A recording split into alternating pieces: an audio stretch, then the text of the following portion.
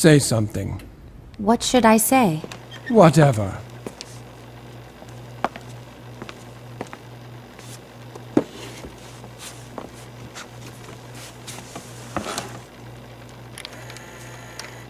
Say something.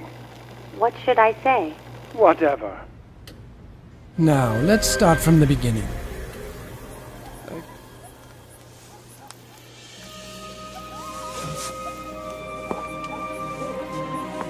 He has cholera.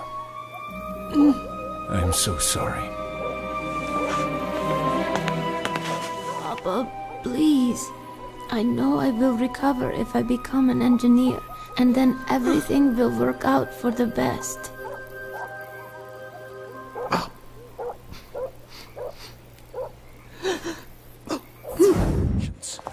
You'll start as a regular engineer.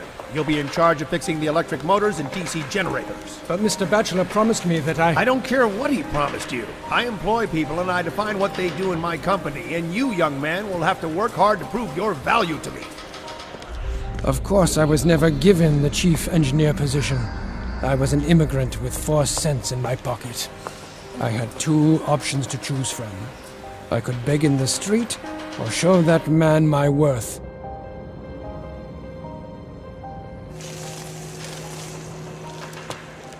I began to work like a man possessed.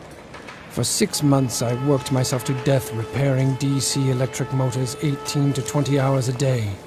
But the more I worked, the more I understood that direct current was not perfect at all. So I started to design my own concept of a motor which would be able to produce a new kind of current, alternating current. As opposed to Edison's preference, direct current, alternating current is changing its magnitude and direction all the time. These changes are called the frequency. But the most important difference between AC and DC is that the direct current power plant using the usual voltage can transmit electricity effectively really no more than 1 mile. This means that in order to illuminate New York using direct current power plants, we had to build a huge network of local stations.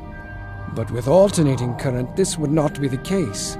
Using AC to illuminate New York, we needed only 1 big power plant.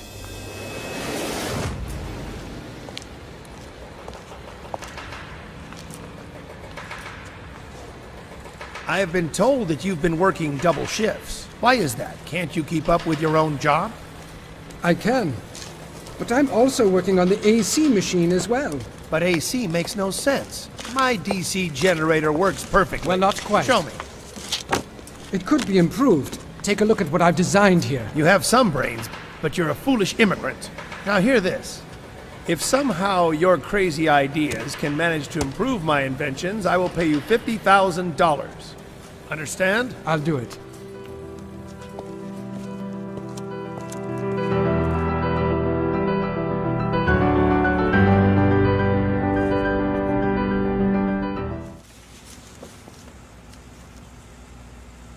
Not bad. That is, not bad for an immigrant. So when will I be getting my $50,000? 50,000?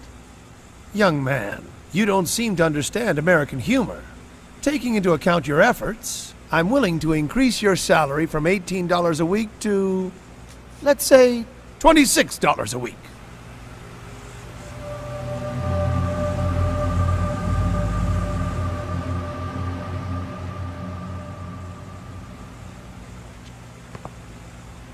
Business by nature is filled with cheating. And there was nothing uniquely American in the fact that I was duped. But it was one thing to be deceived by the functionaries in Edison's office in Paris, but here, I quit immediately. I was forever disillusioned in the great American inventor Edison. For 7 years, I worked in my laboratory studying magnetic fields and high-frequency currents. It was a productive period for me. As a result of my work, I received many patents, almost as many as Edison. As a result, the American Institute of Electrical Engineers invited me to lecture about my achievements in front of the most prominent electrical engineers of that time. I lit lamps simply by putting them in an alternating electromagnetic field. I showed how to transmit electricity without wires. I sent out lightning and used my hands to pass a current of 1,000,000 volts through my body. It was a huge success. I received a great ovation, and for the first time was called by my peers a man of the future. They offered me Faraday's chair, saying that since his death, no one else had been worthy to sit in it. Then they let me sip the whiskey from Faraday's cherished bottle. It was a great honor. Then I would take them all to my laboratory. I showed various interesting experiments, and we talked about the future of science. Those evenings were unforgettable. I met most of these people thanks to my friendship with Robert Johnson, the chief editor of Century magazine, and his wife, Catherine. In the center of my lab, I built this massive transformer. One end of its primary winding was grounded, and the other end I raised to a great height. As a result, this device was able to store energy and produce a lightning-like current of several million volts and a frequency of 150,000 hertz. But I wanted more. I wanted to know whether this technology could transmit energy wirelessly over long distances using the ground as a transmitter. Not far from the lab, I put 200 bulbs in the ground and waited for a storm. As soon as the ball at the top of the mast was struck by lightning, my laboratory came to life. The transformer collected the lightning energy and threw it into the atmosphere with triple force.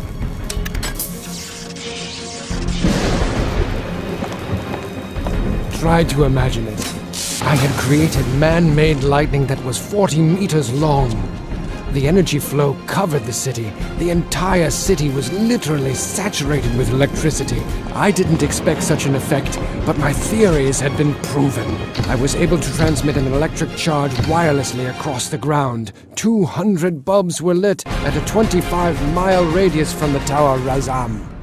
Unfortunately, the local power station was not ready for such a large-scale experiment. The city's generator simply burnt out. After that incredible experience, I wrote an article about the possible uses of currents transmitted by high-frequency standing wave energy.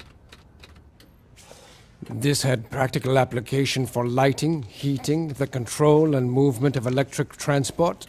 Electricity could be used everywhere. It could be transported through the ground, in the air, used for automatic machines. The wireless uses of electricity are endless. I was sure that I could accumulate the energy extracted from the air anywhere in the world and use that energy in any kind of form, as an explosion of thousands of bombs or a man-made aurora borealis. I lit the sky for thousands of miles. However, Morgan, that blind man, wasn't inspired. And I'll give you $150,000 to cover your costs of research. After that, we'll talk. Radio. What mediocrity. Popov! In 1893, I developed my first radio 5 years before them! Of course you understand. What I'm saying is this is all about... Morgan cut off all his funding. The Wardenclyffe project was shut down. In 1917, in the middle of the First World War, the tower, which could have been the beginning of free electricity, was destroyed. However, Morgan didn't stop me from managing to achieve something monumental. I was able to conduct only one complete experiment under the Wardenclyffe project, but how great it was! To avoid any loss of life, I found the most remote location in eastern Siberia and sent through the ionosphere a huge burst of energy to Tunguska. Once I decided to prove to the general public that energy is present in the air, so I designed and assembled an 80-horsepower alternating current electric motor. Then I installed it in a new car, replacing the gasoline engine as its power source. My electric motor functioned flawlessly for an entire week without an additional power source.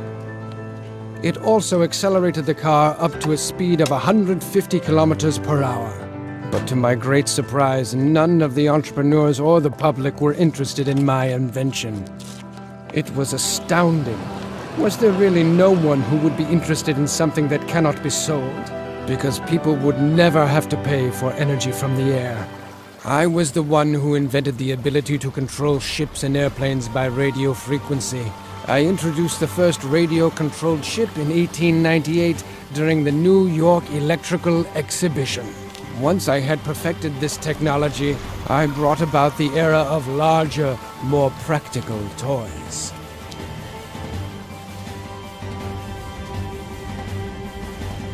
My research and experiments made it possible to control a warship remotely from the shore at a distance of 25 nautical miles. You see, it's really quite simple. Continuous control is possible via an automatically received signal of disparity between the desired and present location of the ship you're controlling, so you can make any object move to wherever you want.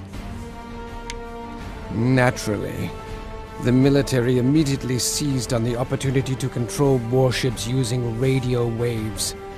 Since that time, the Pentagon has kept their eye on me. It is impossible to refuse them. At their request, I invented a radar locator to detect enemy submarines. Originally, I designed this instrument to search for minerals. I had other great ideas they could use. I was able to generate powerful electromagnetic fields that bend light and radio waves around any object, making the object completely invisible. This project was called Rainbow, but I doubt whether you have ever heard of it. The military can keep its secrets. In 1915, the Nobel Committee even wanted to give me the Nobel Prize in Physics, but I refused it. The reason? They wanted me to share it with Edison. My mind could still create a massively destructive weapon. The Tunguska meteorite was only the beginning. I designed the rays of peace which could destroy thousands of planes 100 miles away. Every country would be able to defend itself with an invisible Great Wall by putting towers with the rays of peace along their nation's borders.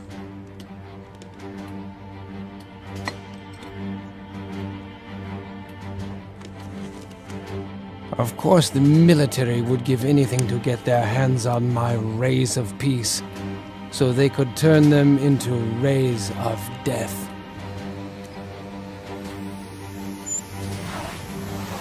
Because if my rays of peace were placed in a certain configuration, anything surrounded by them would be utterly destroyed. I could be the main secret weapon of the Pentagon, but I hate war. It will be possible to send any information wirelessly anywhere. And energy too. Imagine this if you can. We will be able to send electricity wirelessly to the remotest areas on Earth. Another startling development will be the creation of artificial intelligence helping humans in their activities, but it will also be used as a weapon capable of manipulating people. The military will use microwaves of energy to disable communications and incapacitate the electronic devices of their enemy. And by gaining control of ionospheric energy on a global scale, we will be able to create earthquakes. I hate the military. They enjoy spilling blood too much. I'd really like to do something for ordinary people.